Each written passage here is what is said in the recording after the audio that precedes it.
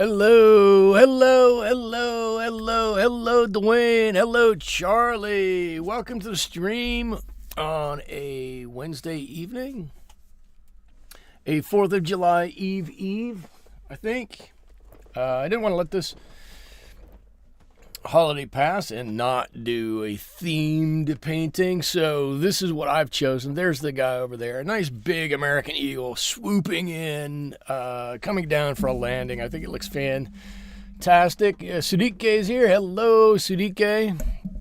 I'm glad I got to get my microphone positioned. I'm glad you can hear me. Last week, I think it was, 2 weeks ago, I forgot to check my mic and it wasn't working, and I started the stream this week, and I was like, I'm not sure if it's going to work or not. I didn't check, but I'm glad it's working. Okay, we're going to jump right in. I've got it's a little bit of smaller painting. It's 9 by 12, but it seems small as it's down here. Probably should have gone like 18 by 24 on this, but that would have made this stream potentially pretty long.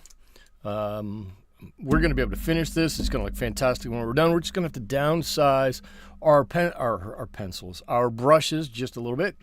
Again, I'm using my King Art brushes that I like so much.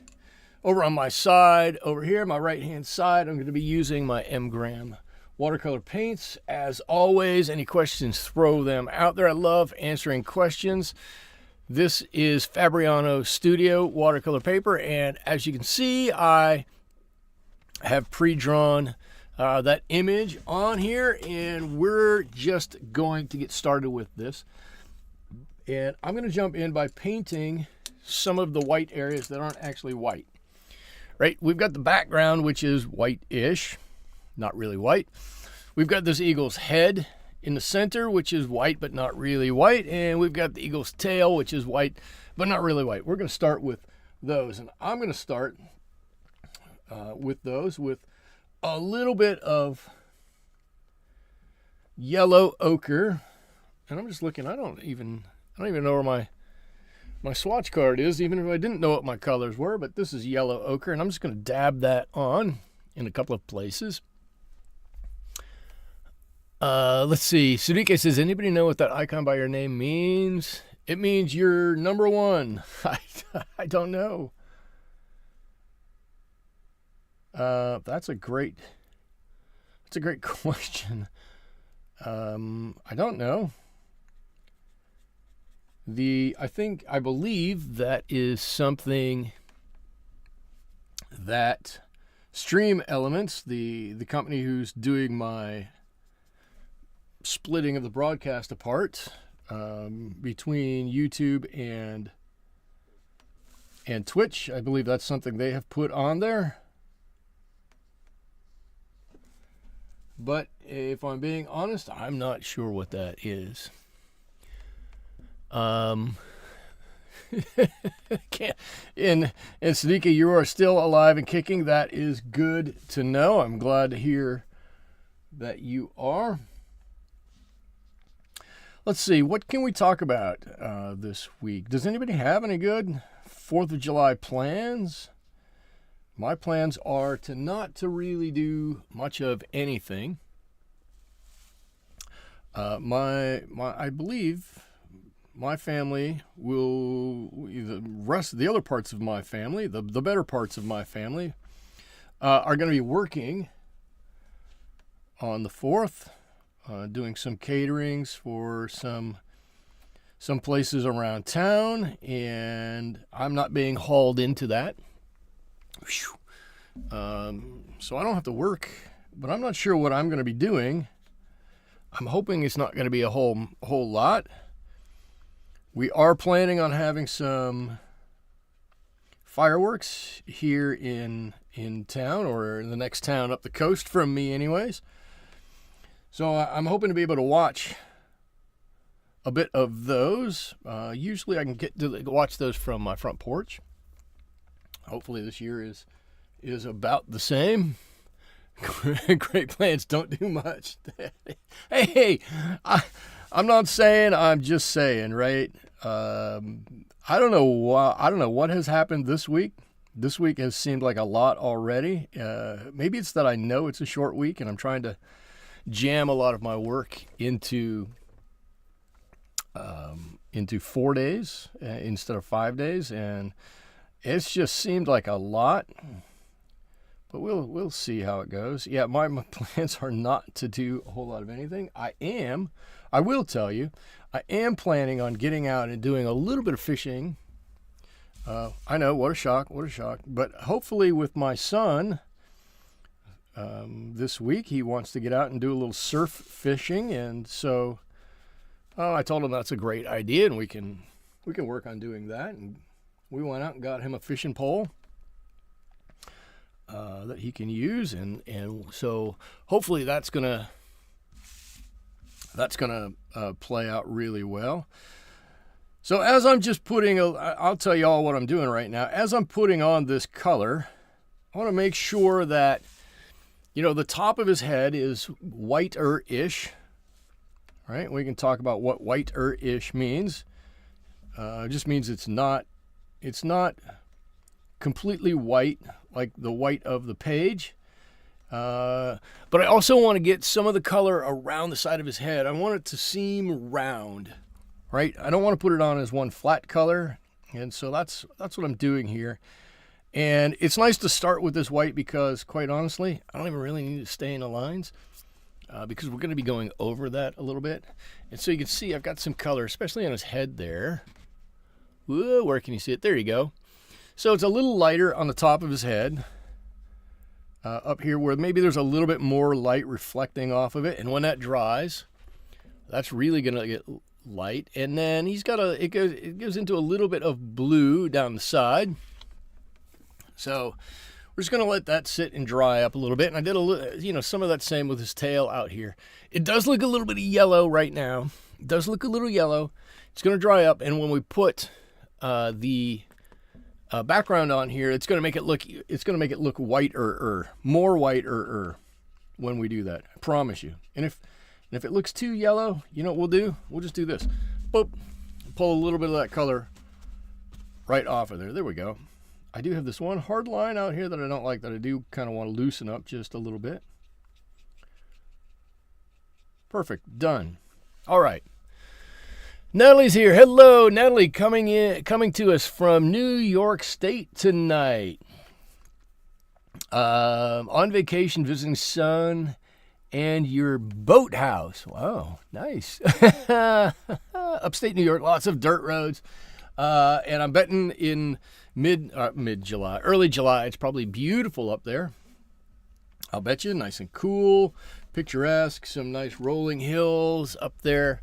Kind of jealous. It's a beautiful area of the country. Well, we all live in beautiful areas of the country. Okay, I'm going to let this dry a little bit, and I'm going to talk about what I want to do here, because we've got a couple of things to keep in mind as we paint this, right? And you're going to see this as this goes along. I want to make this area of the bird, I want to make it darker out here. A little bit darker out here. I really want these feathers to stand out from the background. Then as I come in, I want to lighten it a little bit and then transition to a grayer, bluer brown down here. And I'll probably do that a little bit, I don't know, maybe a little bit darker back here.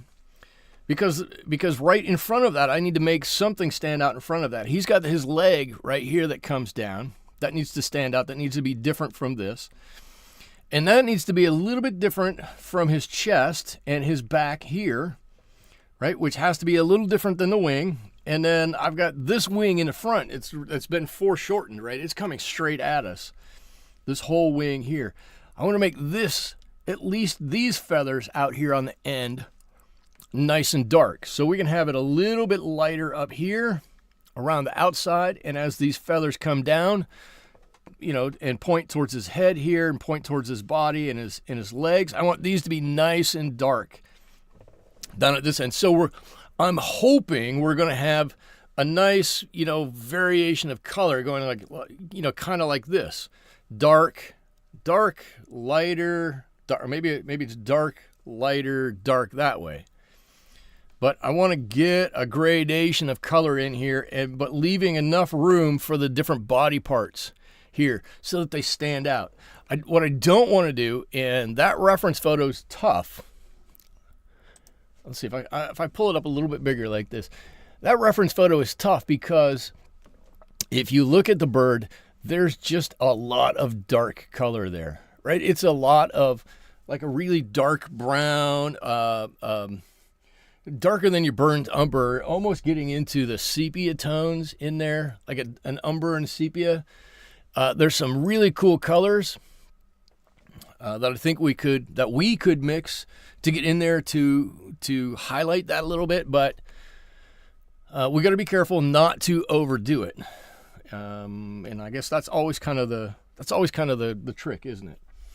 But what we're gonna do is I'm gonna wait for his head to dry. It's almost dry, and we're gonna start with a light layer out here. And I'm gonna go light because I've drawn in a few feathers out here, and I want to be able to do a second layer on these feathers, but still have enough contrast to get these feathers in, but still have these dark. So that's gonna take a little trickeration too. And that first layer, I'm hoping we can start here and come back to the body and change our color from a little flatter, more fuller brown maybe, into a little different, maybe a little bit of ochre in the middle, maybe even a little bit of blue in here to push that back a little bit and mixed in those browns. I know it's going to gray it down a little bit, but I think that's okay. And we'll go from there. We've got 10 people here already, which is great. I'm going to ask everybody if you are new here. I don't know if anybody's new here, but if you're new here, say hello. Love to talk to people. I do these live streams because talking to everybody is so much fun. I enjoy the challenge of trying to paint and talk at the same time. If you want me to explain something, just ask a question about how or why I'm doing something. I love to explain things. And I guess I should say we are streaming on YouTube and on Twitch at the same time. So there's that going on. And now I'm just going to start my base layer here. Let's see. Sudike says, Michael, the plan is making my head spin so much I've got to get myself some Oreo cookies. First of all, Oreo cookies are good anytime. Second of all, did we have this poll at one point in time? What is the best commercial cookie out there? I think we talked about this. I think Oreos are the wrong cookie. I'm a big Nutter Butter fan. I always have been, always will be. I love Nutter Butters. I know people don't do it anymore because so many people have peanut allergies, but man, when I grew up, I would buy, and I would ask my parents to buy peanuts by the pound, by like the 5-pound bag, and I would just eat peanuts all day. I love the taste of peanuts, peanut butter, roasted peanuts. They're fantastic. So if anybody has a nut allergy and you can't have Nutter Butters, I am sorry. We did. Dwayne says, yes, we did talk about it. All right, so I'm repeating myself. I'm repeating myself. No, I'm not repeating myself. I'm reiterating the facts here. That Nutter Butters are the superior store-bought cookie. In my humble opinion, I very well admit there's a chance I might be able to be wrong. Natalie is in downstate. Did you say downstate New York? Oh, something. What's downstate? Sudike downstate. Natalie is between Binghamton and Syracuse. I don't know where Binghamton is. I know where Syracuse is. Not because of anything other than the university, but I do kind of know where Syracuse is. Okay, I'm just putting on, like I said, I'm going to mix in a little bit of this orange in here. I'm going to mix in a little bit of Azo Orange in here. Right, orange may not be the most American of colors, probably a bit more Dutch, but that's okay. I just want some variation and some cool coloriness in these wings, as I don't want it to just be plain brown. I did step down a color. Oh my Lord, I can't speak tonight. I stepped down a brush size today. So the brush size that I'm using is, well, maybe I didn't. I pulled out some smaller brushes. Let me just say that. I pulled out some smaller brushes. Maybe I'm not quite using them yet, but we'll get to them. I think it's just going to be a lot easier to do some of this detail in here with a little bit smaller brush. And I'm gonna quickly get some water on here. I don't want this edge to, I want to keep enough water on here so that this edge stays, but not so much water on here that everything just gets runny and sloppy. I should have done this. I should have superimposed a flag over top of this and done this in red, white, and blue. That would have been a real American way to do this.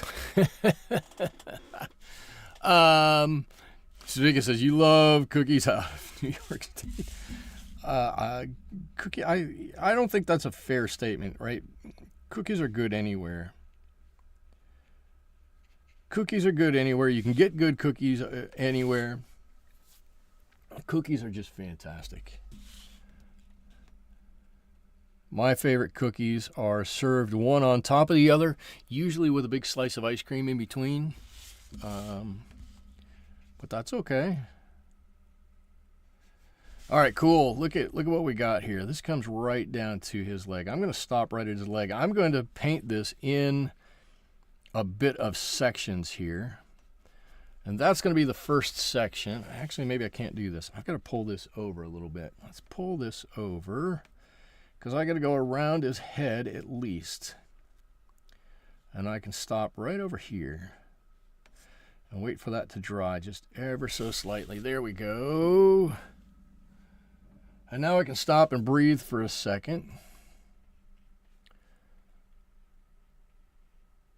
I always do this, and I always feel, oh, I don't really have the right size brush. I'm doing this wrong. I don't have enough paint. I got too much water.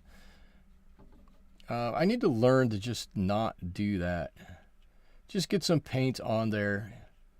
The amount you have on that first layer is really not that important. Who's here? Los the Pondfish is here. We've got a crown. Los is number 2. Let me see if I can find out what those are. There must be some guide in here. Oh, top fan. That's what it says. Those are top fans. You have experience points. Sudike, you have 75 experience points.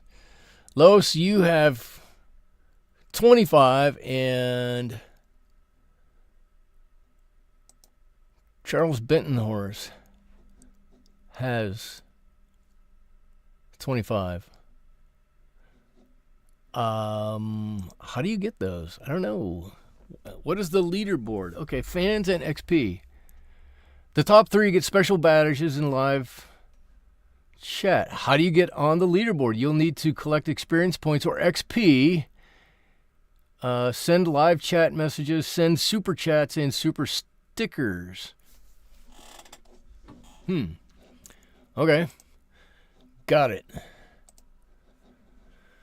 Sudike, did you send a sticker? Or did you send a sticker at one point in time? I don't know. I'm confused. I guess I'm not going to worry about it too much. I like the wing. I like the way this wing looks. I like that. Natalie says congrats.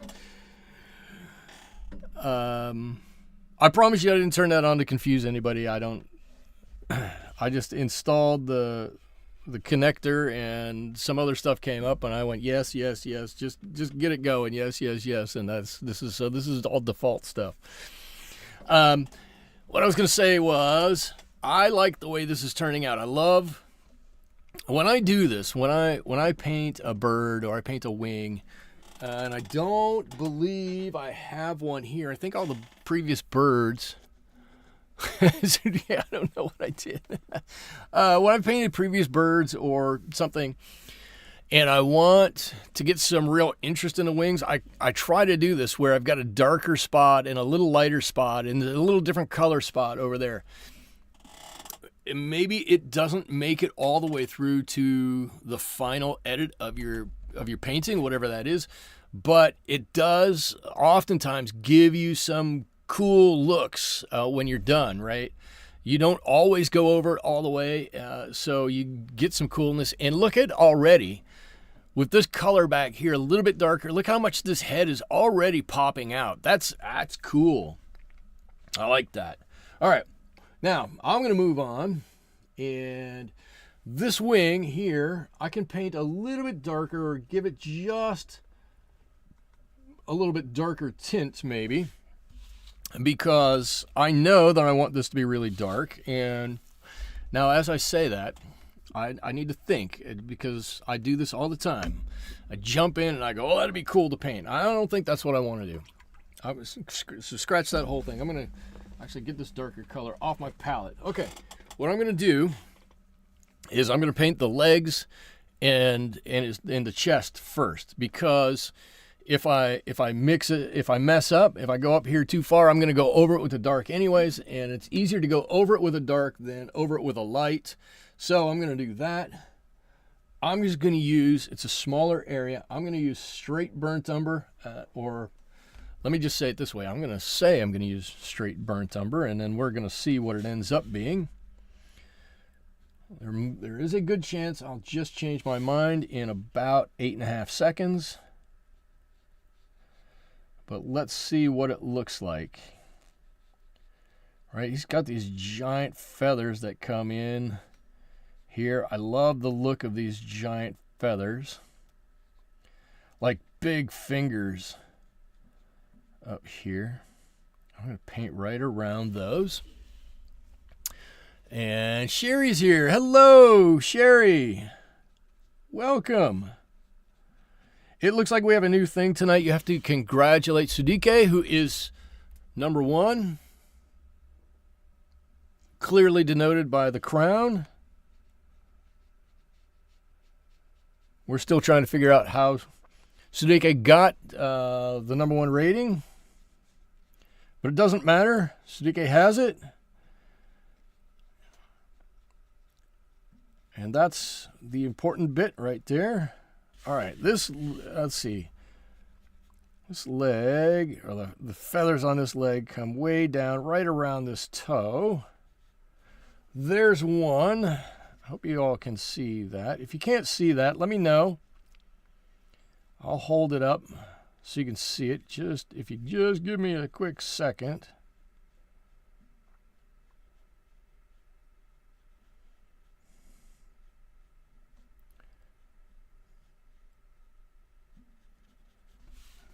Oh, just a little bit more. And I have to say, I'm a little proud of myself, and I know everybody has done it. And if you haven't done it, I've done it enough for you. Is you draw a spot like this, where there's that little bit of light in between two spaces, and then you've just gone and painted right over that little light spot. And then you went, oh man, now what am I going to do? How do I fix that? If you haven't done that, like I said, I've done it enough times for both of us. It's a bit of a pain in the tuchus, but it's okay.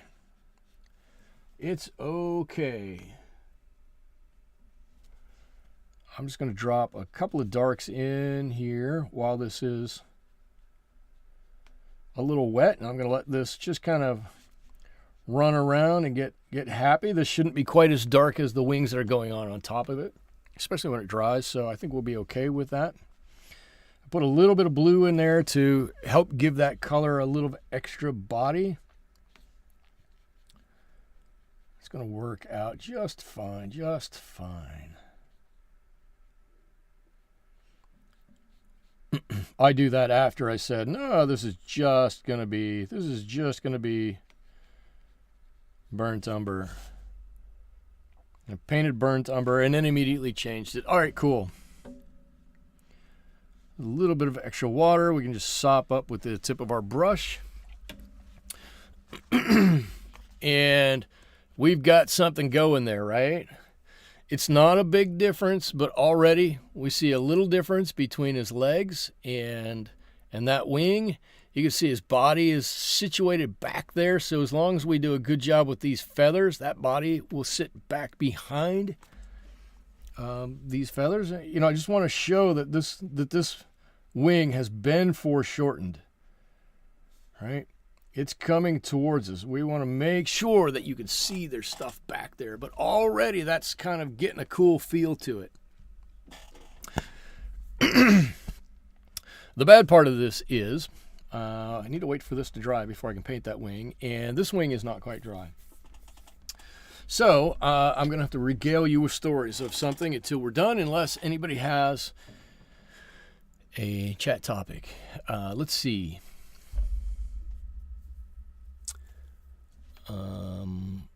Whoops, give me 1 second because I got some kind of a warning that just popped up. Did my stream start to buffer at all? Did it jitter and gliggle? I'm not sure what the right term is there. It says I'm not sending it right.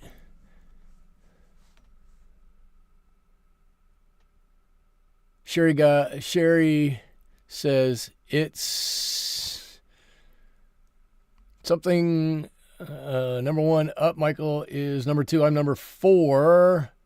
Just touch the purple. Just touch the purple. I'm not sure what's going. Oh. No, everybody's changed. Sherry's number 2. All right. Well, I'm glad that Stream Elements has given us something to play with while we're waiting. Okay, I think the edge of this is good enough now. I'm going to come in and I'm going to paint between a couple of these feathers. I'm going to start outlining these feathers that are up here. Right? I want to make sure I'm not so worried about the positive, painting the positive portion of these feathers. I just want to make sure that I get the negative portion of the feathers. I don't know if that made any sense. The long finger feathers I'm not so worried about at the moment. This is what I'm trying to say. The ones at the end of the wing, I'm not quite as worried about. These ones out here, what I want to do is do some negative painting around these other ones and get just a nice blend going in here. You all know how I love to blend colors, so I'm going to get a nice blend going here and start the process of developing this second layer of feathers. And I can pull this color down pretty much as far as I want to. I'm not, like I said, I'm not really concerned this way. As long as I don't have a tide line, I'm fine with it. And yes, I realized I just flipped the page over, and that's going to make it a little tough. I apologize.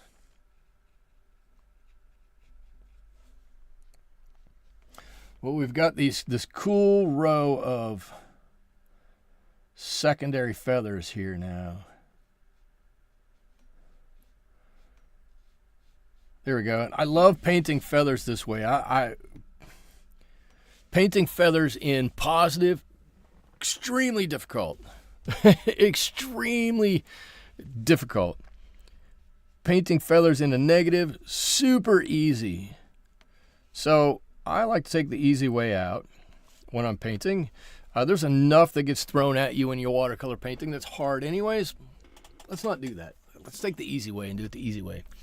Sherry says, I see bald eagles every day here. Dwayne says, "What am I?" Sherry, I have to say, I don't see bald eagles all the time. I see them every now and again. But I truly enjoy seeing bald eagles. They are one of the coolest birds that we have in the United States, Canada. I think they're just limited to North America, I believe. I don't know why we would have bald eagle. I mean, I don't know why nature would have bald eagles. It makes no sense that you have an animal that has a white head. To me, it just seems weird, but it's extremely cool. I hope everybody watched the bald eagles nesting in Big Bear this year. The first set of babies that they've had since COVID, anyways. My team at my work and I have watched them grow up this year, and it was really an interesting thing to see them come from an egg, and the parents sitting on these eggs completely covered in snow that covered the parents all the way over the top, keeping these eggs warm. I don't know how they did it. I don't know how the eggs made it. Nature is unbelievably cool. And then to see the babies grow and fledge and fly away and become real eagles was completely fascinating to me. Completely. They hang around the sea very noisy. I mean, that's right over my head. Very noisy. I would not have thought noisy. But I do know they don't make the same noise in real life that we associate with them on TV or in movies or anything. I do know that. That is, I believe, a red-tailed hawk or a red-shouldered hawk that makes that noise. Not really a bald eagle at all. I mean, it's a cool screech. But not necessarily an eagle. When I go fishing or out to the lake, I'm always on the lookout for them because they are so cool. And there's a nesting pair that lives out there, and like I said, I'm always on the lookout to see them because they are so cool. Most weekends I do get to see them, not every weekend, but most weekends, and it's always a highlight, one of the highlights of my day.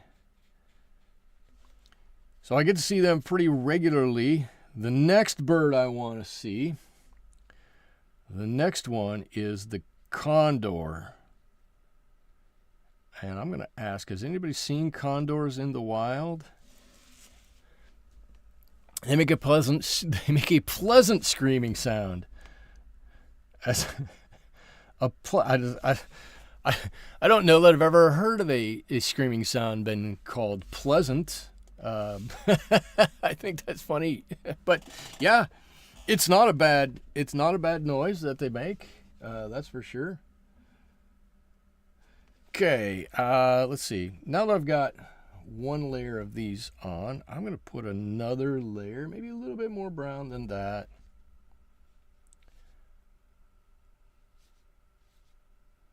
And I'm happy to go over these a little bit. Ooh, I didn't quite want to do that, but that's okay. I've got to come around all of these spaces, and this is just going to really set aside this second row of feathers. And then we can pull this out, maybe a little less water.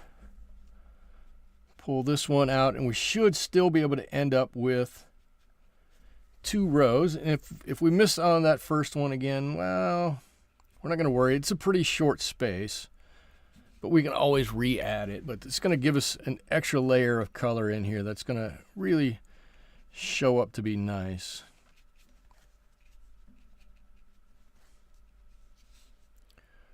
This one's got to go up further. And what I'm doing, right, I'm just putting, this is just ultramarine. Oh my God. This is burnt umber. Maybe a little bit of orange in here. And what I'm really doing is adding detail without adding detail.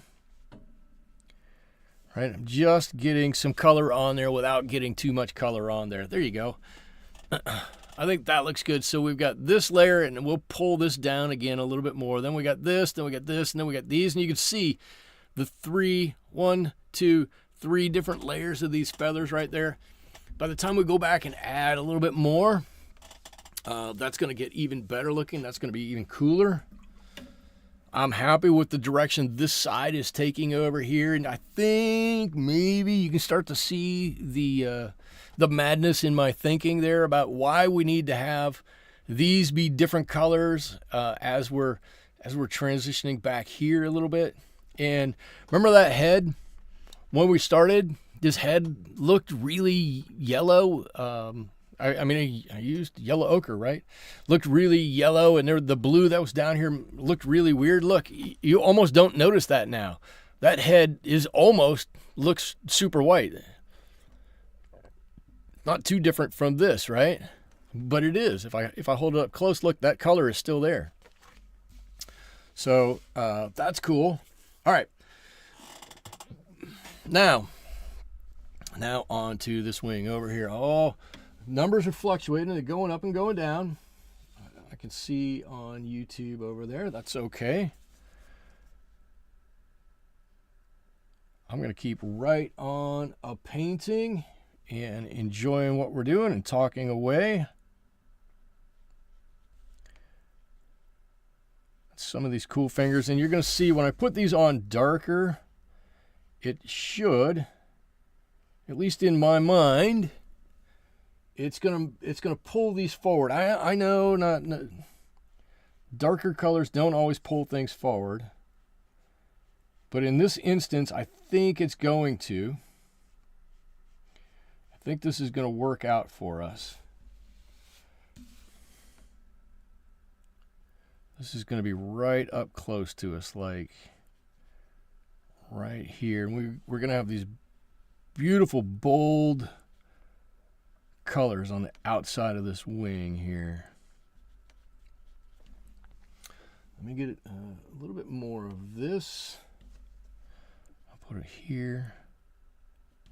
Did anybody put out there what they're doing for the 4th of July?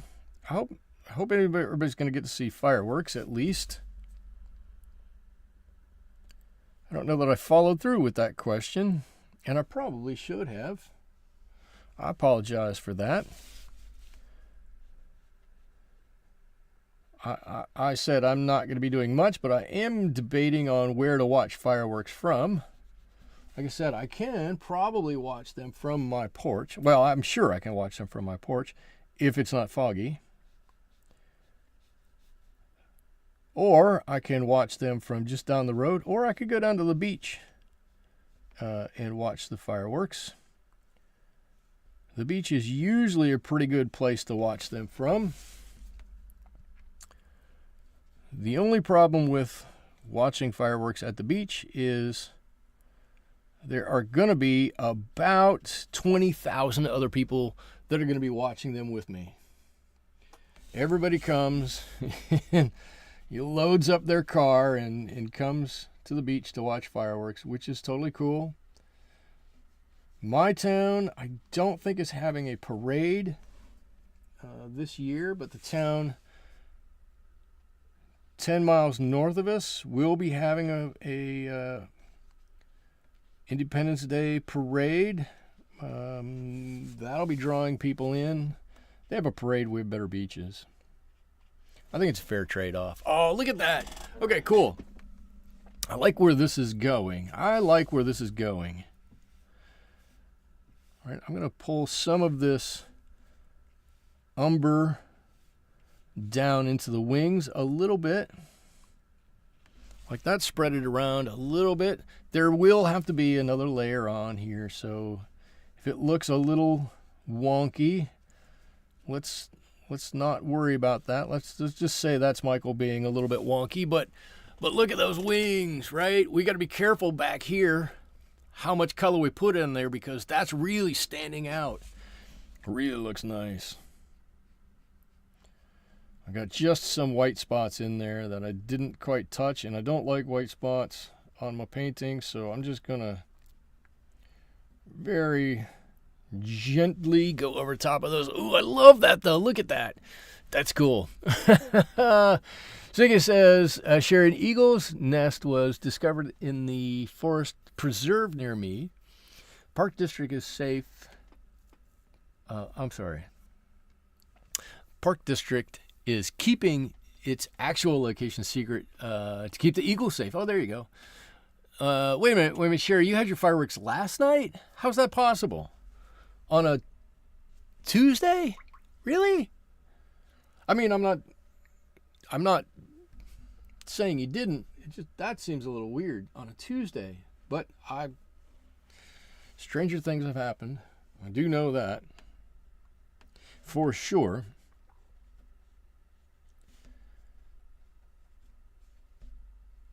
But that's cool. I hope you got out to see him. I always like, if I'm going to watch, the fireworks from home, I like to turn on the radio, and lots of places will have the simulcast of music to go along with the fireworks. That's always fun to do. It's always a lot of fun to do. You end up having some cool stuff. There's always a little bit of a delay. They try to get that right, but it's always pretty cool to do. Oh, Canada Day. Oh, okay. All right. Let's see. Susie says, fireworks everywhere in Maryland, and of course in the mall in D.C., right? Yeah, traffic is horrendous. We listen from home. There you go. Home, I think, is the number one area. Home probably should be the number one area. All right, I know I said I was going to do this a little differently. Actually, I'm going to do this. I'm going to take some Ultramarine Blue. I'm going to mix it in with my burnt umber. Right, it's going to give me a gray-y brown. Yep, a gray-y brown. I'm going to put this underneath here. Right on my gray-y brown. Ooh, look, I love it. That's going to make his head pop off of there stand out. It's not going to make his head pop off. It's going to make his head stand out even more. Let's bring that color down and right around his head. Look how nice that looks. I'm going to take that straight up there. And then give me some of this umber. Let's put a little bit of Gamboge in it. I don't know. Something like that. Let's get some cool colors going on here. Let's pull that down a little bit. We can even pull it out. We don't need to make this one layer. We can do this in multiple layers. But let's get some color on here. And building it up. We're just building it up. Want to make this look as interesting as possible. I like the addition of that Gamboge that's on here. That Gamboge added yet another interesting color onto this. Let's see, go around that feather.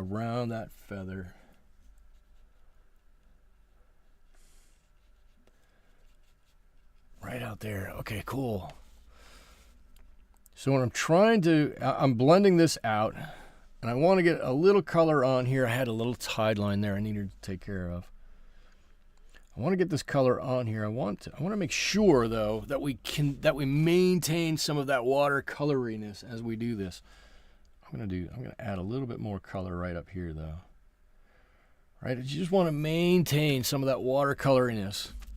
That just allowing that to blend out will really. Now I think I went back with a mixture that's just a little too damp. And now I've got to put water on a little bit more of an area than I wanted to. That's okay. We'll figure it out.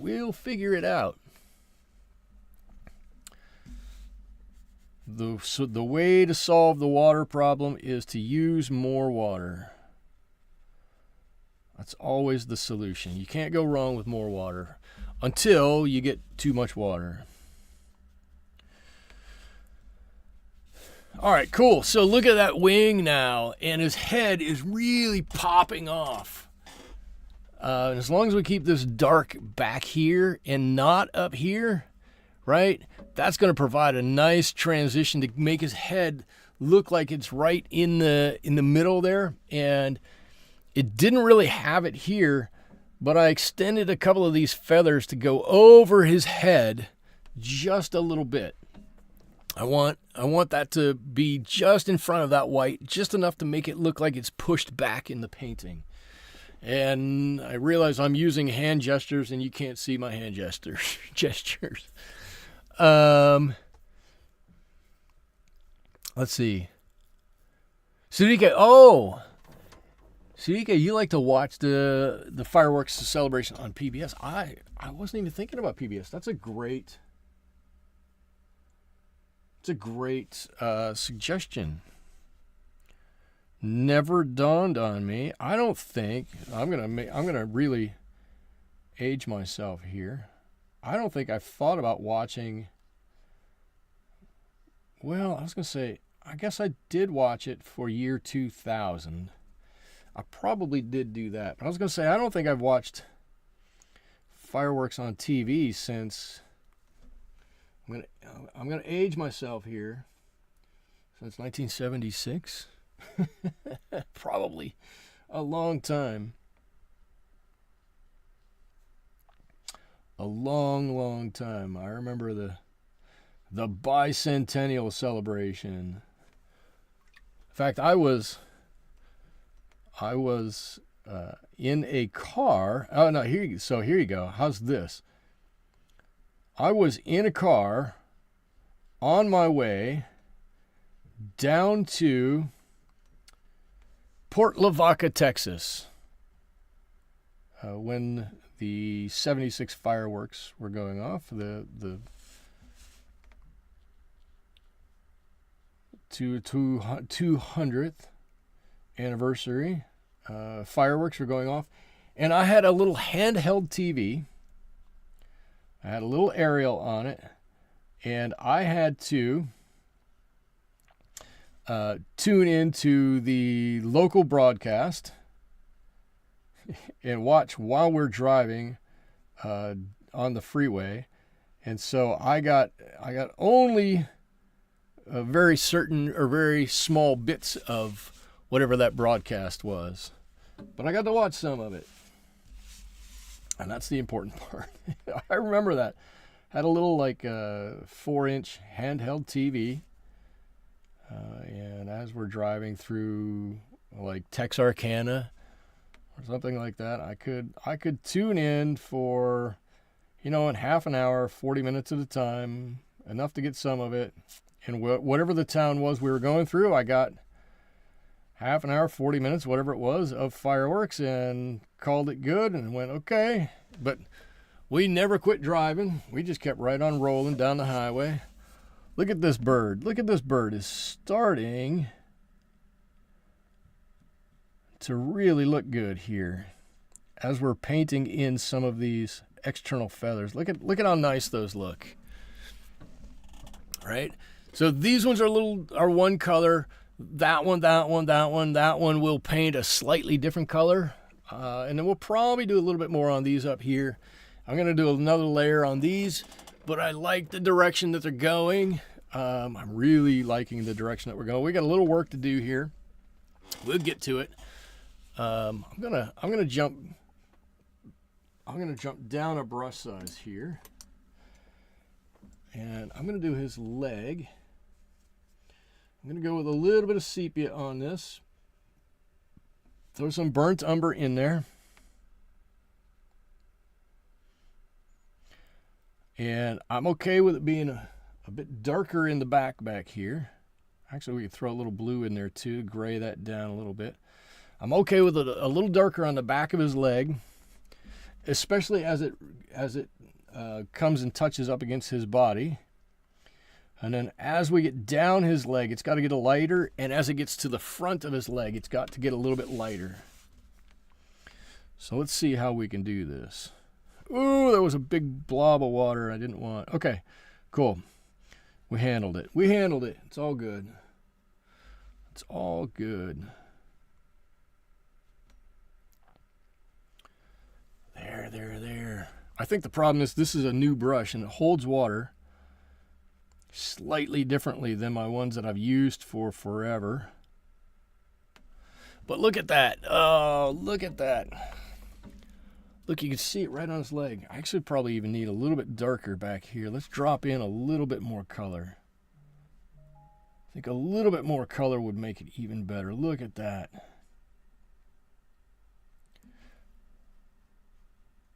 Now that's a leg. Look. That's a leg, something you can recognize. It's got a front to it. That's light. That's in towards us. Up here in the back, right up under his chest, you know, back there, that's dark. That's in deep shadow back there. That looks, to me, that looks cool. I don't know if we're going to have to do a whole lot more than that. Let's see. Natalie says, I watch fireworks on the TV when we are on vacation. It's too cold to sit outside for them. I'm in Arizona, wuss. Suzuki says, 1976, I was one of 1 million people at Boston Harbor watching the tall ships come in. Wow. 1976. So let me ask you this question. 1976 was like a million years ago. Does it seem like it was a million years ago, or does it seem like it was like 15 years ago? Because to me, in many instances, it seems like it was about 5 years ago. I look back at milestones like that. Everybody says, you know, when you have kids, you got to cherish the time when they're little because that time's going to be gone before you know it. And as a new parent or as a first-time parent, you're like, yeah, right, yeah. I'm going to cherish all this time because these kids are going to be here and gone in no time. And I was thinking about it. I was actually talking to my oldest son about it a while ago, and I was like, I think it was Sunday where I had this conversation for some reason. I was like, it seems like you were born 3 years ago and you're 18, and I don't, for the life of me, I don't know where that time went to. I cannot tell you what has happened in the intervening years. All I know is that those intervening years are gone. We can't get them back. It's weird. It's weird how time affects us. So I think back to those times I spent driving down to Texas with my dad a couple of years in a row, driving down to see my grandparents who lived in Texas at the time.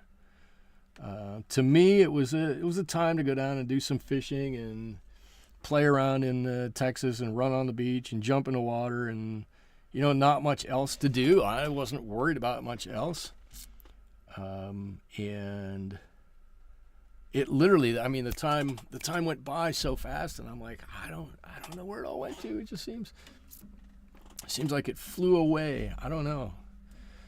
All right, there's that leg.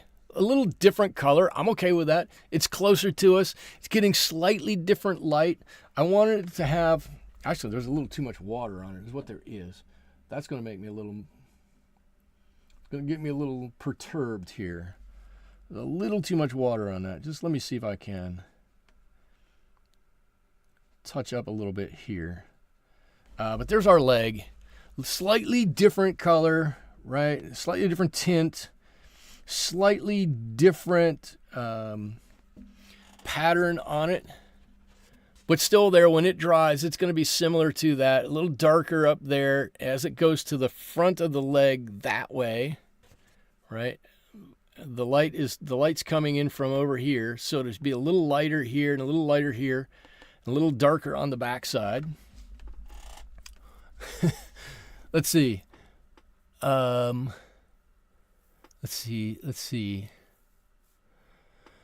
The passage of time didn't hit me until I got an invitation for the 50th college class reunion. Dwayne says, my sister was born in 1976, El Paso. I was almost 5 and remember the night they left to have her. Wow. At Natalie, it was cool. I could see them because my boyfriend was a football player and he let me sit on his shoulders. And Susie says, yes, 50 is big. My wedding anniversary next month is 50. Wow, that's fantastic. Natalie says her 40th anniversary is in August. Wow. Dwayne, I lived in El Paso. My dad was stationed at Fort Bliss. Wait a minute, hold on. El Paso in 1976. What year? No, I think I missed that by a few years. Anna Juanita, happy watercolor month. Hey, welcome. First of all, welcome. And second of all, thank you. I'm trying to think. I spent Christmas in El Paso one year. Excuse me while I get a sip of water. And it's memorable to me for 2 reasons.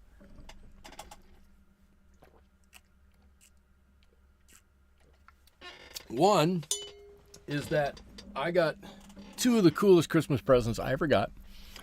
One was a mechanical Pong game, and you put batteries in it, and the playing field was completely see-through other than the paddles and the ball, and you could see all the gears whirling around, and you would hit the ball back and forth. Completely mechanical, not electronic at all.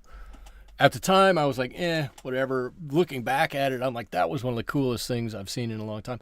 The second thing was I got a rocket for Christmas. My brother got one too, and we were both there. And we built our rockets and launched them off. I don't know why my parents allowed this. We built them and launched them off from whatever RV campground my grandparents were at. And they launched beautifully. We got them way up in the sky. And what happens when you get something way up in the sky? It gets caught in the wind, floated down the wind, and went into some people's houses. So here we are, 2 kids from extremely rural Ohio, running across the field on the outskirts of El Paso, Texas, jumping the fence to get our rockets back out of somebody's backyard. Thinking back today, I can't imagine that people would not have gone ballistic about that. But back in the mid to late 70s, like I said, I'm not exactly sure what year that was, but in the mid to late 70s, it was probably no big deal. I'm sure it happened every other week. That was so interesting. It was Christmas in a fifth wheel trailer with my grandfather, who had taught his dog to howl jingle bells. Why? Oh, that was so funny. Why I'm telling a Christmas story on the 4th of July, I have no idea. But it's a funny remembrance, nonetheless. Here we go. We're painting in some of these other feathers up here. I think they're gonna look great. I think they're gonna look wonderful. I like that they're gonna have just a slightly different color than the feathers right next to them.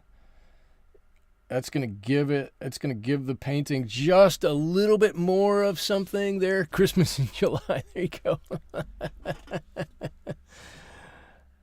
Exactly.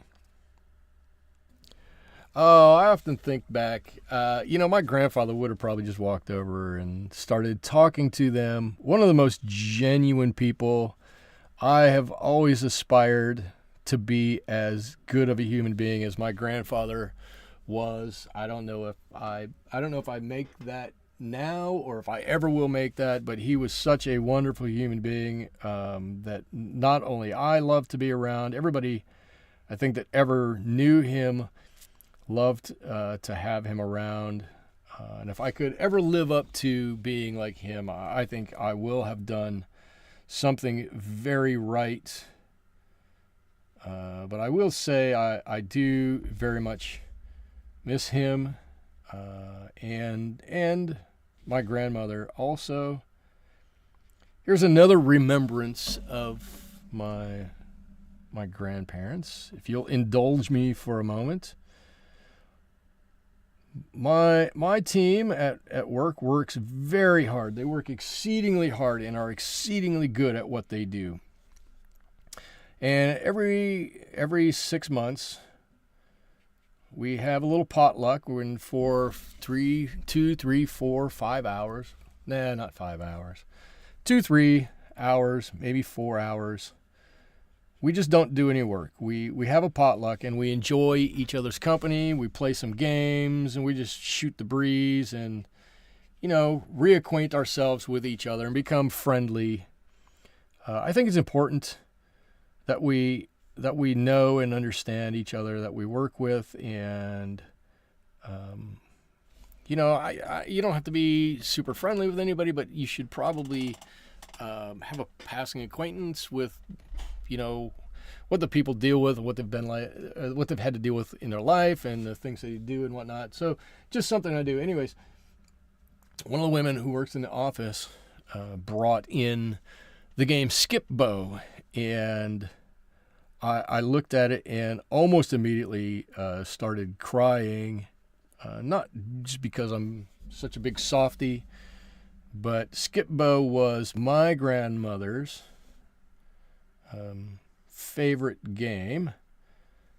In fact, her name is Frida, right? One of my chickens now is named after her.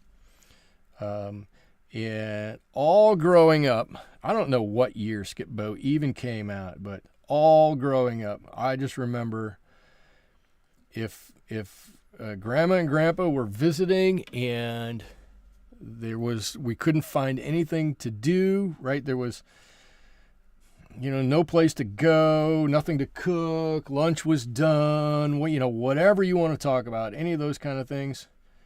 Grandma always had a Skip Bow deck ready to come out and be played. And when this woman pulled that deck out at the potluck that we had, it immediately brought back a flood of memories for me. And just, made me smile for hours. Just thinking of my grandmother. So again, I don't know what that has to do with anything, but it's kind of a really cool memory for me. Oh, hang on, Crochet is here. Hello, I hope you're still there. Crochet is here over on Twitch, and let's see. It says, howdy, howdy, howdy. I'm sorry, I got all carried away. I learned how to play it in June in Cottage Country, Ontario. What a great time taker. Oh, I love me a good game of Skip Bow. And by the way, thank you, Crochet. Thank you for joining the stream. Thank you for taking part. I always like when you can take part. Unfortunately, and this is a shortcoming on my part. I don't know how to do the integration. I could probably figure it out. I just haven't taken the time to figure out the integration between Twitch and YouTube, so everybody gets the right chat. I'm trying to think of what I want to say. So everybody gets the right chat. So I'm kind of moderating between the two.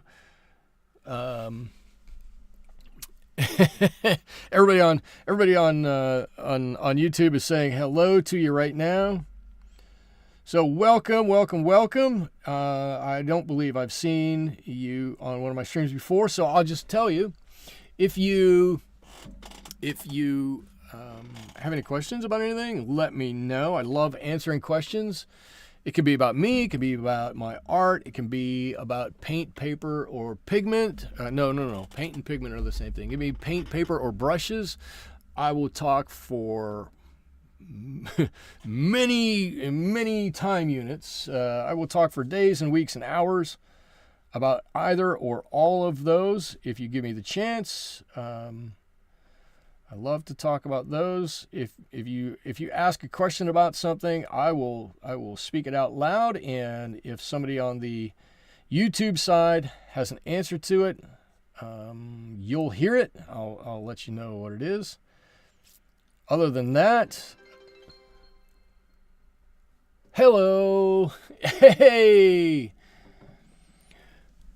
Crochet just cheered a few bits. Thank you. 100 bits. Thank you. That is not something that that the YouTubers do a lot of. So those of you on YouTube, you just got a notification, and you're probably wondering exactly what it is. That's what it is. Thank you for that, Crochet, and like I said, I'm stoked to see you here. I am just trying to paint and talk at the same time, and then I look up. Sometimes it's hard. Sometimes I do a bad job. Sometimes I do a good job. You're all going to be the determination of that. But look what I've got going on here. I put another layer. I put another layer of color on these feathers on this side. And now we've got, 1, 2, 3 layers over here. We're going to have 3 layers of feathers over here. We're going to have 2 layers over here. Starting to look good. Meaner tubers. Let's see. What else do we need to do? I'm excited with the way this is starting to turn out. I liked it before. I'm liking it more now. I'm liking it more now. Lots of layers. We could paint this in probably 2 layers or 3 layers, and it would work out. It would look okay. But it looks cooler. It looks better if we get a few more layers on here. So that's what I'm doing. Just want to do many light layers instead of a few heavier layers. I'm putting the color on here. I'm just extending this out to these. I want this to be a little darker. Whoa, that might be too dark. A little darker towards the, I don't know what you call it, the root of the wing, or the root of the feather, and a little lighter as it works its way out towards the end of the feather. And coming in with some lighter colors. I like that. I can live with this. I wish I hadn't put in this dark line right there. But I think we'll be okay with some of that.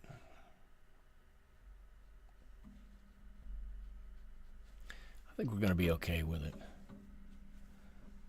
Give me a little bit more in here. Just the indication of some of that. I'm not sure what you call it. The center of the feather? the vein of the feather? What do you call it? I don't even know what you call it. Does anybody know what you call it? Let's see. Oh, whoa, I saw that from Crochet on the screen. Oh, yes. Yeah. Natalie, I'm just getting back over to the YouTube side. Yeah, that came in on both sides. That came in as part of my Streamlabs connector. I think I think this brush is causing me a little bit of fits. A little bit too much water on this brush. It's too new. It's not broken in quite enough. Not quite enough.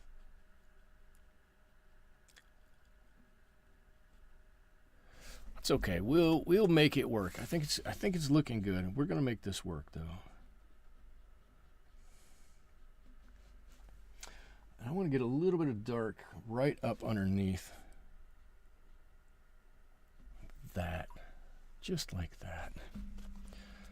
A little dark, really dark underneath. There. Oh, I like that. Okay, I'm good with that. I'm good. Now I need to let that dry. I need to not touch that for about 5 minutes. I had to come back to the other side over here and figure out what I want to do with these. Oh, you know what I want to do back here? I've got these. I'm going to go back to my burnt umber. Oh, Big Angling Fool. Dwayne is there on Twitch now.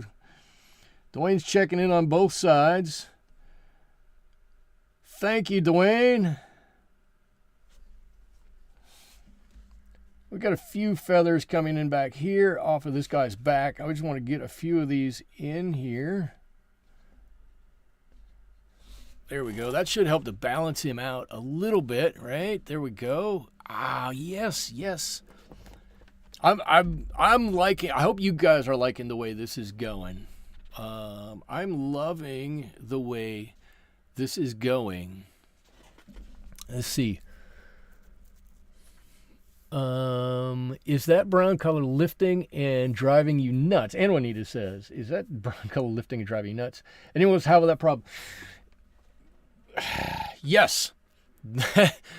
that brown bothers me. That is the sepia that does it. The burnt umber will do it a little bit too, but not quite as badly. And I find that it does it mostly if you put it on in too heavy a layer. But yes, because they are a sedimentary pigment, they just sit on the top. They're much more likely to be pulled off, and you have trouble with them. It's just part of it. We can't get around it. But yes, you put the color on, it goes on, you go to take it off, and a lot comes off. Or if it gets a little bit wet, it just continues to come off and off and off, and it is quite frustrating. You would look good with a mod sword, Big Angling Fool. There you go. Crochet and Big Angling Fool are talking over on the other side. Oh, Natalie, you got to go. Okay. So if Natalie's going, I have to ask, am I not painting fast enough? Oh, an hour and 14 minutes. Okay. So I'm not too bad. Okay, Natalie, cool. Thank you for stopping by, taking the time to say hello. Greatly appreciated. Have a great rest of your evening. We'll finish this up, and then hopefully you can come back next week. Hopefully. I hope. Anyways, thanks for stopping. Have a great rest of your night. Have a great 4th of July. We'll see you another time. All right. A little bit more of the sepia over here, mixed with a little bit of, you know what, I'm going to put a little bit of orange in here too. Let's make this pop a little bit. A little sepia, a little, what did I say it was? A little sepia, a little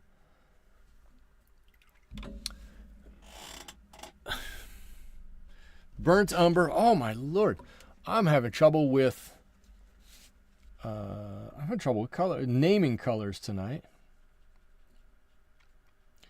Here's a cute, funny story for you. Cute, funny. If Troy heard this, he'd kill me. My old boss is a funny guy. I like him very much. His name is Troy, and I had a meeting with Troy today, and I brought up something that he used to laugh at me about so much. And I think I've told you guys about this incident. You know, I guess it's 3 years ago now when I took that watercolor class, and the instructor hadn't ever taught watercolors before and didn't know a whole lot of color theory, and I'm still not sure why she got hired, but she wanted us to have a green on our palette. So she goes, I don't know, it doesn't matter, just pick Viridian green. And it's funny that I posted in Discord. How does everybody feel about Viridian Green? Because it really was had nothing to do with this conversation. It just was coincidental. So anyway, she was like, no, you need a green. Just pick Viridian Green. And I'm like, why? If you're teaching a watercolor class and there were several people in there who were beginners, why on God's green earth would you tell them just go ahead and pick Viridian Green as their first green to start with? And so when I was in the meeting with him, I brought that up. He was laughing so hard because he used to come into my office and he would just walk by and he would just go Viridian and just keep walking by. And I'm like, just can you just go and bother somebody else? I don't need to hear you say Viridian. It was like at that point in time, it was like a triggering word. I'm like, I don't need that. Viridian is not a color you should ever have people start to paint with. That's an advanced color that you use. I don't know who's still with me to hear me rant and rave after 3 years about Viridian Green. Liza would listen to me. Liza would commiserate. She's greenily challenged. She has problems with green too. Melinda's here. Hello. You love Viridian, but the one true green I keep around my palette is sap green. I like Viridian. I don't love Viridian. I don't hate it.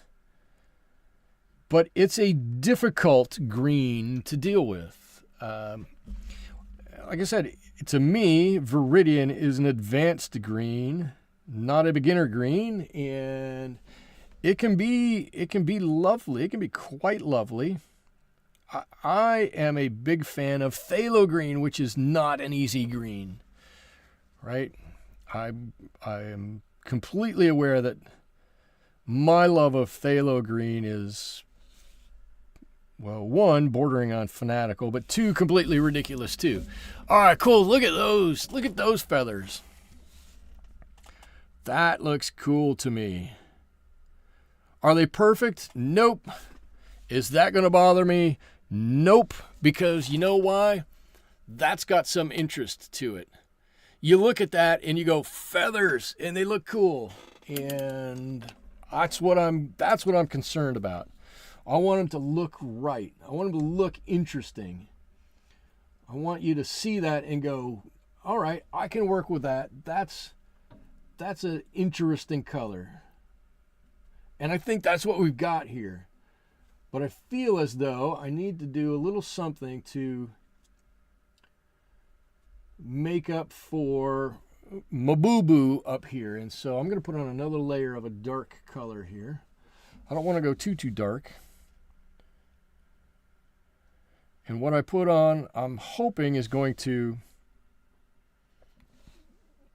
help with help keeping the head to pop out of here. I'm going to go around it. It's going to be a little warmer on the top side, a little colder on the bottom side. And I'm going to bring this way out and up. And as I go up, it's going to get warmer yet. Like I said, we can fix almost anything on this painting. Almost anything. Almost any mistake that you make in watercolor, there's an avenue to fix it. This one, the avenue for this, for us, is utilize a distraction technique, add a little more color, get a little bit more going on here, and we'll be totally fine. We'll be totally fine.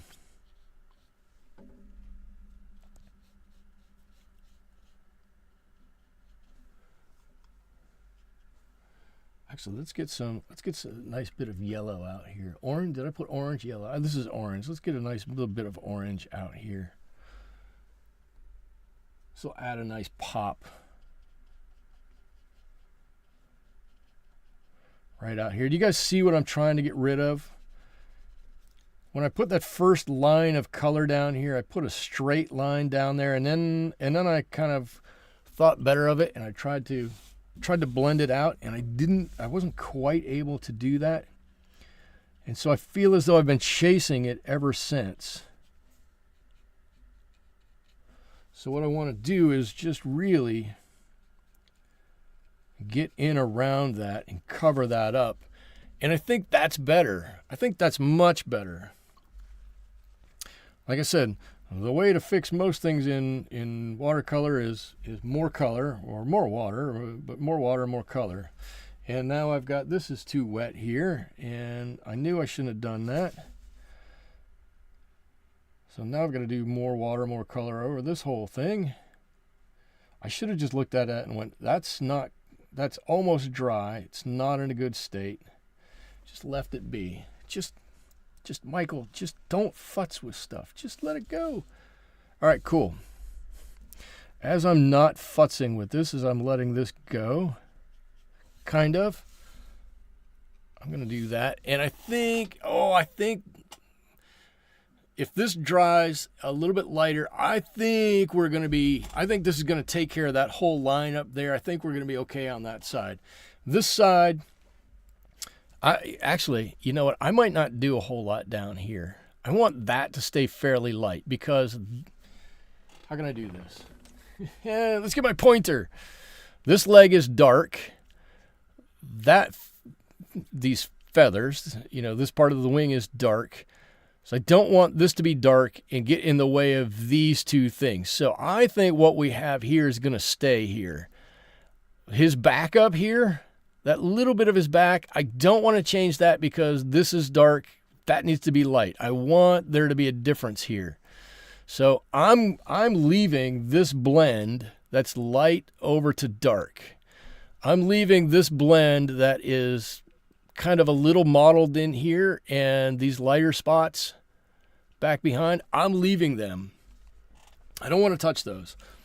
I actually might come back and make this a little darker, but that's something we can play with in a little bit.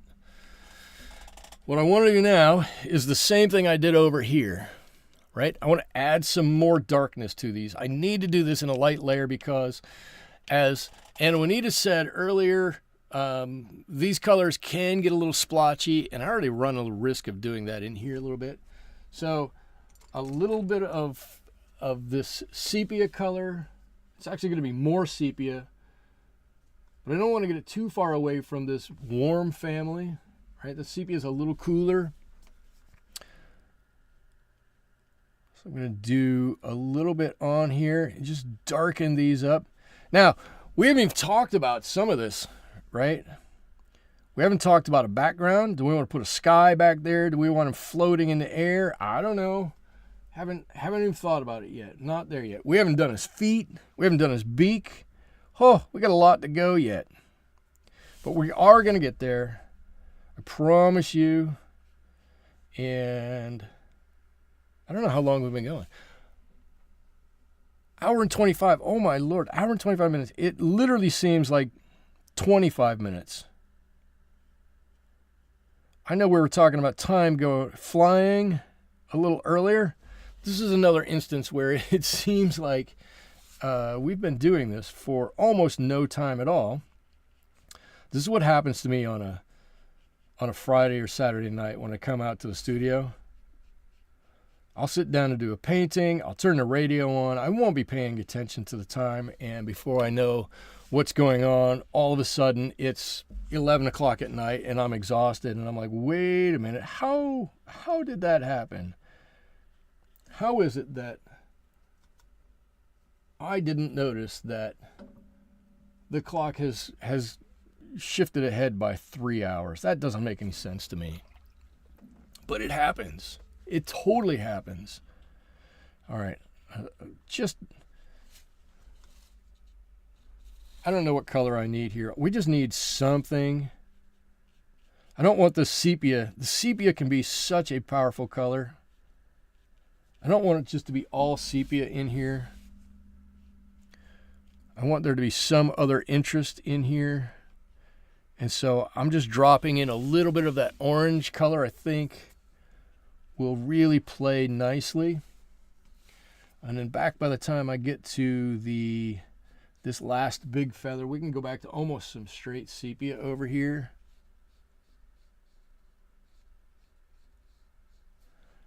Look at that as it goes down. Those look nice to me.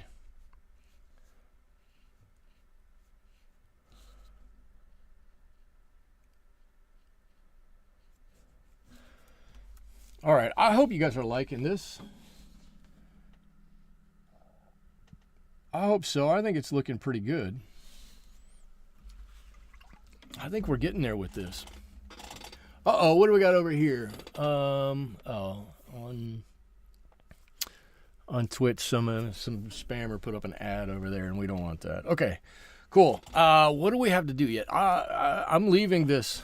I'm leaving this bigger, brighter area right there. I think that's going to add some interest to it. Some of that watercoloriness. Got a little bit wonky over here as I tried to clean things up, but I think you can see it. Boop, boop, boop, boop. This is like there's dots going out there. That might work in our favor. The rest of this wing, I think, looks great. I don't want to touch it. All right, let me go back down to my, I don't know what size this is, size 6. We need to paint some feet. We got to get these feet in here before we get too far along, or I'll probably totally forget all about them. I'm going with an Azo Orange, and just like I did with everything else, I'm going to put one layer on, and then I'll decide, do I put some extra on to tighten up the color right now, maybe get a bit of dark on with a bit of light, or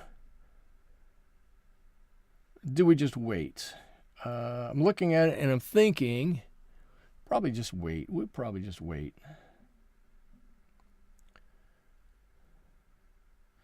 I say that, and then I'm like, yeah, I don't know. Oh, I don't know, Michael. I don't know. Waiting. Why would we wait? Give me a little bit. This is going to be a funny color. Stick with me here. I'm going to get a little bit of what is this? A permanent alizarin crimson with some of this sepia. And I'm going to drop it on in a couple of places here. And if it's not too wet, I think it's going to turn out fine. It's going to,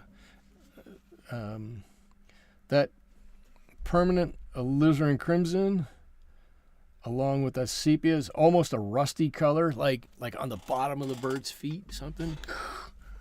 Really is going to look nice. I'm going to use some Gamboge.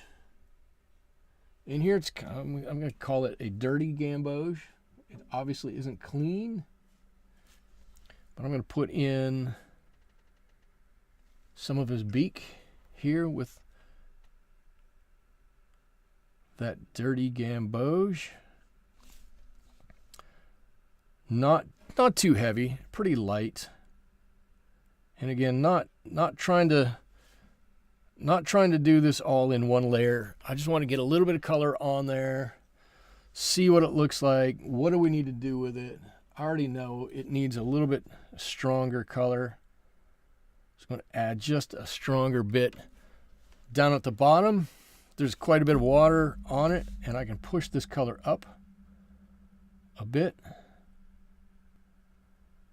That looks pretty good. That looks to me to be pretty good. Look at his beak. Whoops. I'm going to drop a little extra color. Look at his beak. That looks pretty good. And look at those talons down there. It's got a cool mix of colors down there. It's getting there. It's getting there. It's really, I promise you, it's getting there. It's getting there. Now I got so many colors mixed on my palette. Let's see. Sunike says, I think it's really looks good. I like the way the different groups of feathers stand out here and over here, right? Here you really get some depth in there with these bigger feathers, and over here too. And as I look at this, as this dries, and I kind of knew it was going to be something like this, I love that little patch right there. You know, how often you guys heard me trying to make something look watercolory. That little bit to me looks watercolory and has a cool look to it. And this is so dark, you can tell it's right up forward. It's right there. It's way in front. Now, having said we got something that far in front, I think we need to do something with his head here. So I'm going to mix up a little blue.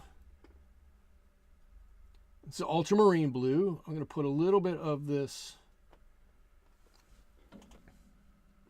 Boy, is that what I want to do? Let's not do that. Let's use a little bit of this burnt umber in here with this Ultramarine Blue. Let's make a bluey gray.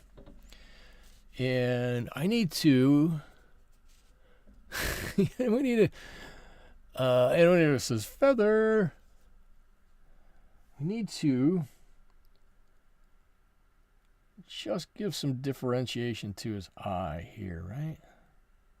Something around his eye. I'm going to try to make his eye look really cool.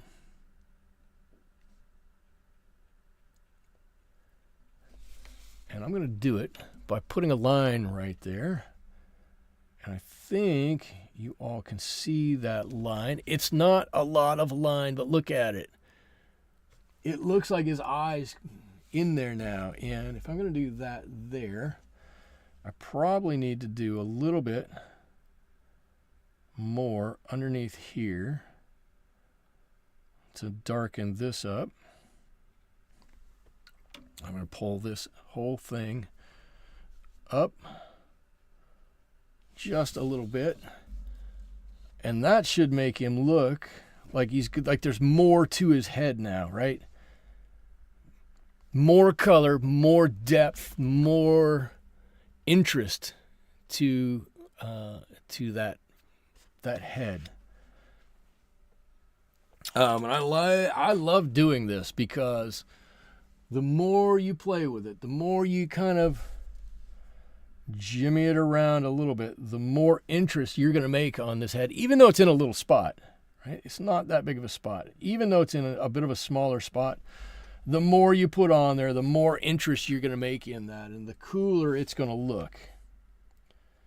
Up here, we can add a little bit more color up here, but I don't want those two areas I don't want any of these areas to touch. I'm putting on a little bit more of this ochre right now. I don't want any of that ochre to touch the blue. I don't want it to touch the eye. I want there to be a line in between. I want this bit of light to stay. I want that little bit of light to stay. I want this little bit of light to stay. It's those lighter areas next to those darker areas that really are going to make this stand out and look really interesting and cool. All right, I'm going to drop him down one more brush size because I think his beak is a little too bright, especially on the bottom. I don't think it's too bright on the top. It might be a little too orange on the top. We can deal with that. But down here, a little gamboge, a little bit more of that dirty gamboge. I'm just going to turn the saturation down, the intensity of it down a little bit. Right? I might have too much. There's a little bit of brown in there. There's a little bit of gamboge in there. There's just, to me, there's just a little too much yellowy orangishness on there. I just want to control that a little bit. I'm okay with the beak being much lighter. This light, really light orange. I'm just not quite okay with it standing out quite as much. And you can see what I did there. You can see how I just added those little bit of colors. You can see it was very light before. I hope you can see it was very light, and I've just added that little bit of dark to it. I feel like I'm holding this up for everybody to see so much more. And Juanita says, thank you for streaming. Keeps me from scrolling and makes me focused on painting. If I can do that, then you're absolutely welcome. Anytime, I feel like I should be, and I want to be, kind of an ambassador for people painting a little bit, right? I enjoy it so much. I want everybody else to enjoy it. I don't know, it has nothing to do with the quality of my paintings or anybody else's paintings. I don't know if mine are better than anybody else's. It doesn't matter to me. I just want to be an ambassador, kind of, for watercolor painting. I want everybody to enjoy it as much as I do. And if that means that I can get you to stop scrolling a little bit and watch a video to hopefully enjoy a painting or enjoy your own paintings a little bit more, man, I'll tell you what, I think I have done my job in spades. And if you ask me why I feel like an ambassador, I don't really have a great answer for you. But I feel like I've gotten so much out of watercolor painting that I want to give back to it and ensure that other people, I guess in some respects, carry on watercolor painting long after I'm not painting. And with digital media here so much, there is a real possibility that this is a lost art that isn't going to be here for forever. But I enjoy it so much. I want everybody else to enjoy it. So I hope that just watching me enjoy it and listening to me talk about how I do this helps everybody else out a little bit more. And if it inspires you to do some watercolor painting, so much the better. I love it. Okay. Talons are done. Not going to do any more with that. I'm going to cheat. I'm just going to tell you I'm going to cheat on his beak. He's got a line. It's a pretty fine line, and I don't want to paint a fine line, so I'm going to bring out my markers. No, my pencils. And I'm going to draw this line if I can. Just a little. It doesn't need to be much. There it is. That's it. That's all I want. That's it. The rest I can do in watercolors, but sometimes a really fine line like that, it's hard for me to do. All right, what else do we have to do? We got a little bit of work on his tail down here. Let's see. Give me a little bit of work to do here.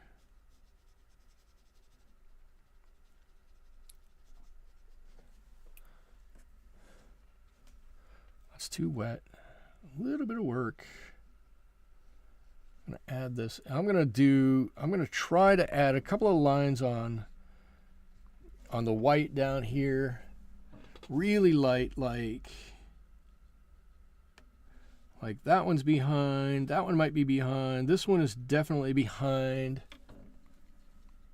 I want to say behind, just ever so slightly behind the feather in front of it. Right, so I'm going to paint it just as though there's a little bit of a shadow there. It's really not much. I mean, it's really not much. I got a little bit, just a little bit here that I think I can do. And I'm going to show you guys in just a second.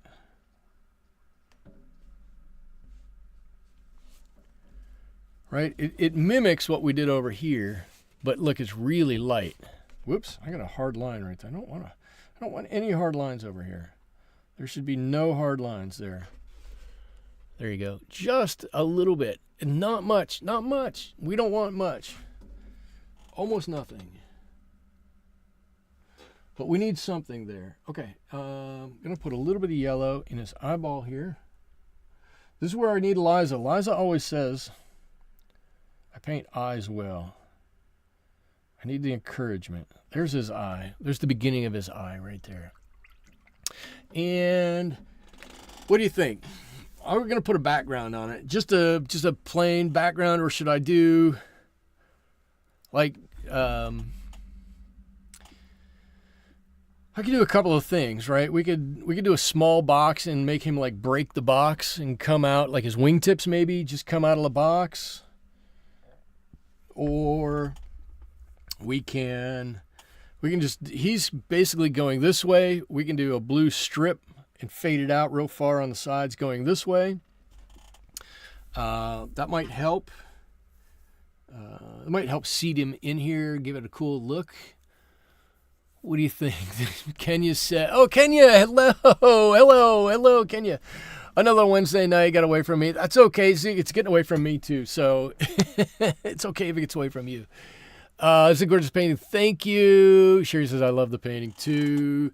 Thank you. I think it's done. I think we're done pretty well with it. I mean, I love this section. How do I show this so you see? I love that section. There's so much interest in that section. I love the way his head looks right here. I think that's got a great look to it. And I love this wing. I think that section. It makes me crazy. I love that. So you put it together. I think it's really nice. But we need to do something on the background. We do need something in the background. I'm going to grab... See, I used this... Remember this brush? I used this yesterday. Oh, I should see if it's gotten all the color out of it. I think I'm going to grab some Cobalt and some Cerulean here. And let's see if we can't put a simple background on here. Simple background.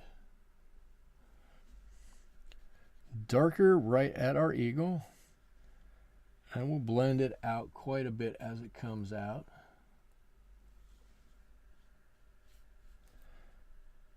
Yeah, let's get some nice color right up in there.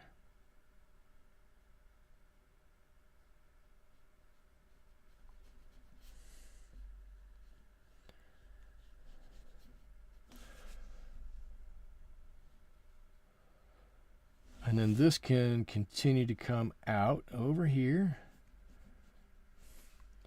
Come on, and on the other side. The further it comes from that center, we'll lighten this up. This is going to be light all the way across here. Might be too much water. Once again, Michael not understanding his brushes.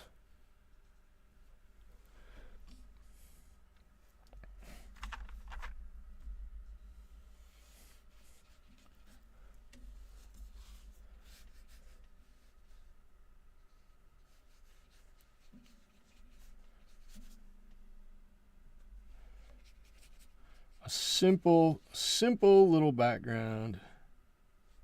Not much to it at all. I need to pull a little water out here. And a little out here before I get a back run. I don't want my eagle to have a back run. I like my eagle. I think he's turning out really nicely. I'd like him to continue to turn out very nicely. So we're going to try to be very careful with the water that we're putting on. Let's pull this way on down and keep going out with it. Out, out, out, out, out. Come on, come on, come on. All the way.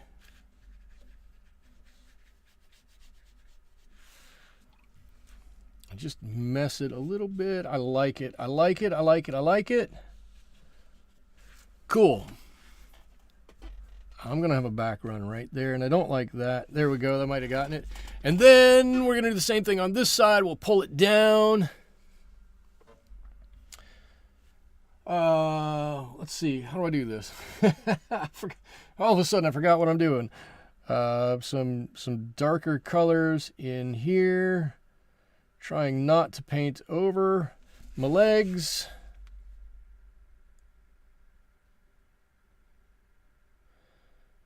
The only thing I can paint over on this side are the talons maybe. That's okay. Rest of everything, not really okay.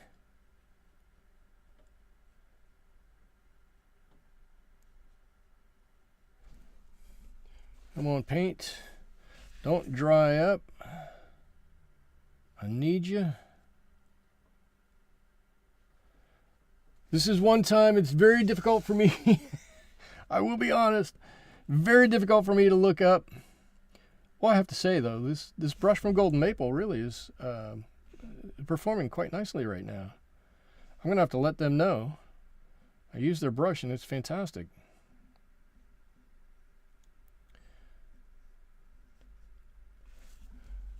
All right, come on, a little bit more color. This has got to come down on this side.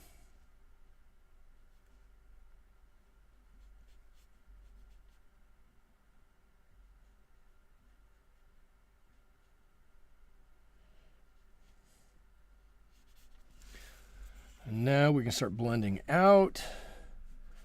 Since we're out this far, get some nice color in here. The further we get from the center in here, the lighter this color needs to be. I'm mostly just talking to myself to make sure I'm doing things properly. Talons, what did I say? Claws? Did I say claws? I didn't mean claws. The only time I should say claws is when I'm speaking about Christmas. The rest of the clauses I don't know anything about. I do know one thing about claws. What does a cat and a comma have in common? Does anybody know the answer to the riddle?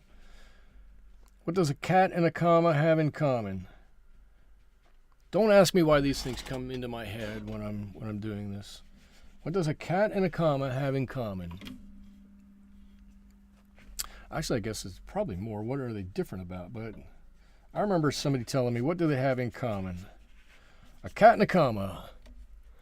My hubby gave me a set of Daniel Smith watercolors, a whole new world. I just saw my Daniel Smith set of paints here this evening. The ones I should have pulled out when I painted the iris, but it didn't for God knows what reason.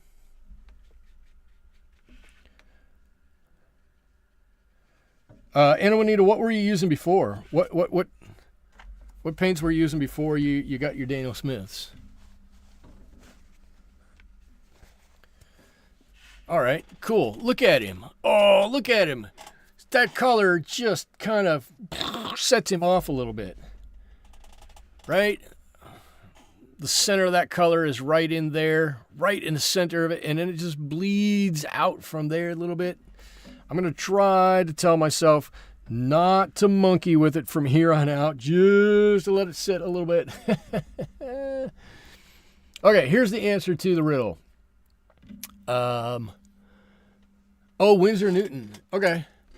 Yeah, Winsor, I like Winsor Newton color, but their paints are always so hard, so dense. I don't know if that has anything to do with the fact that they are a British company and traditionally they were a bit damper than the rest of the world, but I just noticed. I don't know if I can get in. There's going to be a back run right there, and I don't want a back run right there. I should have just not done anything. We're going to fix it. We're going to fix it. It's going to get fixed. We can fix it. Bring that out this way. Not a big deal. Not a big deal coming out this way.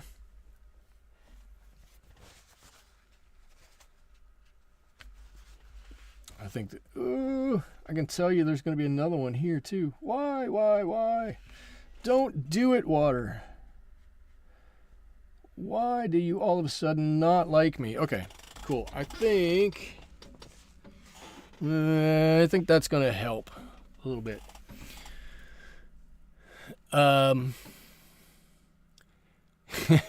It's the Primatech colors that are wild. Here's the answer to the riddle. All right, here's the answer to the riddle. A cat has claws at the end of its paws. A comma has a pause at the end of its claws. How about that? boom, boom. That's the cat and the comma riddle. Cat has paws at the end of it, or cat has claws at the end of its paws, while a comma has a pause at the end of its claws. Anybody who's a grammar geek is going to love that. Maybe. I don't know.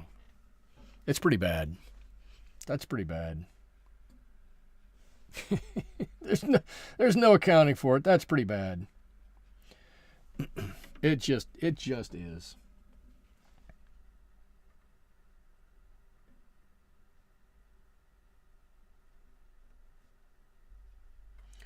I'm just going to give it a little additional shading in here is all.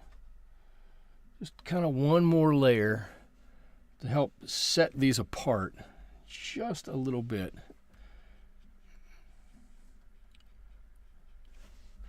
Just something ever so slightly like that. Oh, I like him.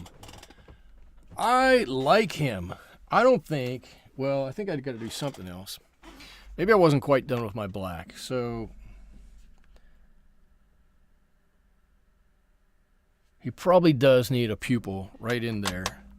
Didn't do much, look. Just a dot. That's it. I could put a highlight in there too, right? I like putting highlights. Now that I have some white gouache, I like putting highlights. I don't know what's going to matter. I don't know if it'll be nice. I don't know if it'll be able to be seen even. Let's see. I'm just going to dabble a little bit of white right on here. Oh, that's probably it. Oh, and I have to. That's it. I can't. His eye's so small I can't put any more than that. You can't even see it. It's tiny. It's a tiny amount. And we have to do some talons, and I can't do the talons until after. I can't do talons until after this is dried. So we're kind of stuck for a minute. While we're stuck, let's do some reflection, some self-reflection here, right? I love self-reflection.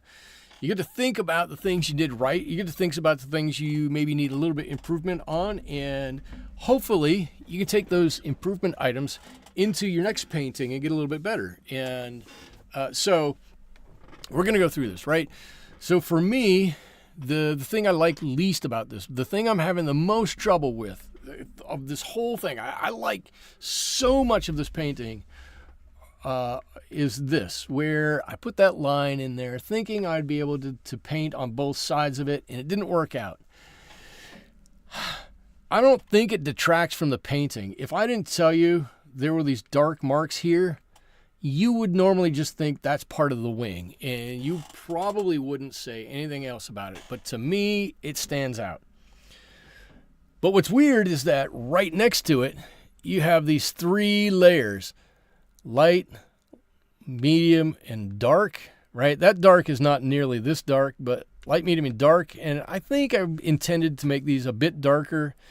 I don't think it matters. This wing is hanging way out there. It can be light, right? This part in here is a lot darker. This is where it's more important to be dark in here. But I like the way this looks. If I just crop that right there, I think that's a cool looking wing. That's really a good part to the wing. I like the way his head turned out, right? A reference photo over there, it's darker, but everything is darker in our reference photo. What I like about this is we've got a relatively dark, right? And this is relative to what we see on the white part of his head. Got a relatively dark area down here. I don't want to make it super dark and take away the white from his head, but you got a little darker area here. You've definitely got a dark area in his eye here, and you've got some color up here on his head. It's subtle, I will admit, but it adds just enough dimension to his head.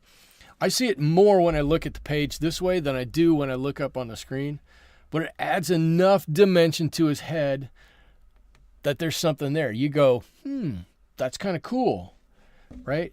And then, of course, I love this section of the wing here. I love this. This is really dark. This is foreshortened, right? Where's my camera? This is right up towards you. So if you're looking at it like this, you're seeing my hand way up there. I think it's fantastic. And I just thought we needed to do something else too. What do we need to do? We need to do the talons. And then I just looked at this and I went, we need to do something else. Oh, we need his nostril. That's what it was. He's got a nostril here that I didn't paint in. Is that dry? Again, this is not much of anything. There you go. He's got a nostril right there. That's it.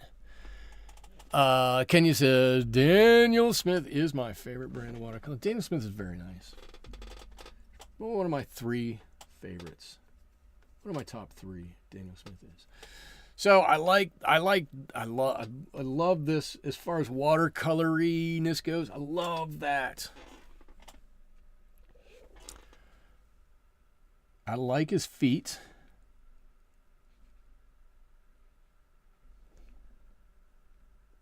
He's going to get some nice big talons hanging out here.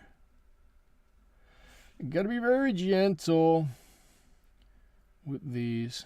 There we go. Oh, 3 on each, 3 and 4. Oh, there's 4 on one. Oh, look, they're just hanging out there. They're not too much, and they're not just at the end. They are some a little bit more in. They overlap a little bit. Makes it look like it's just not stuck on the end of his foot, that there's some dimension to it. I really like this. I'm going to sign it right here.